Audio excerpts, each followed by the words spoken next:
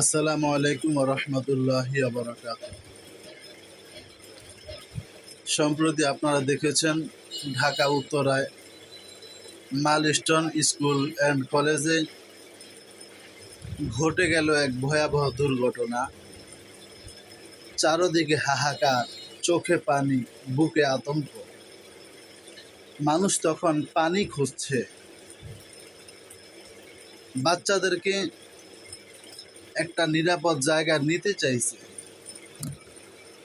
আর তখনই কিছু দোকানদার 2 লিটার একটা পানির দাম বাড়িয়ে দিয়েছে 600 টাকা। পানি ফ্রিতে দেয়া হয়, সেখানে সেখানে পানি আমরা কিনেছি 600 টাকায়। আমরা 600 টাকায় পানি কিনেছি। এ কেমন মানুষত্ব! যে জায়গায় রিক্সা ভাড়া আগে ছিল 30 টাকা, 30 টাকার ভাড়া বাড়িয়ে দিয়েছে 100 টাকা। আমরা ঢাকা মেডিকেল কলেজে নিয়ে যাব আহতদের।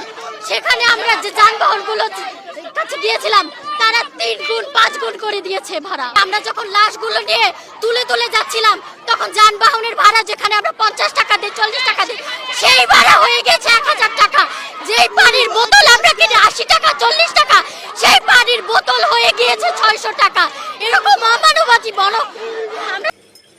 যে জায়গায় ভাড়া ছিল আগে 100 টাকা, ওই জায়গায় ভাড়া বাড়িয়ে দিয়েছে 1000 টাকা। এই লোভ, এই অমানবিকতা আমাদের কোথায় নিয়ে যাচ্ছে?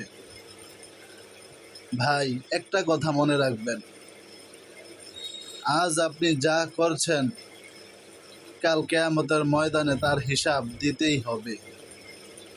পানির দাম বাড়িয়ে, ভাড়া বাড়িয়ে যেই টাকা কামিয়েছেন, তা কি আপনার বাঁচার কারণ হবে নাকি আযাবের কারণ হবে? মৃত্যু আমাদের সামনে, আর কবরই আমাদের ঠিকানা। তাই সৎ পথে থেকো, হালাল থেকো। মানুষের বিপদে আমরা সবাই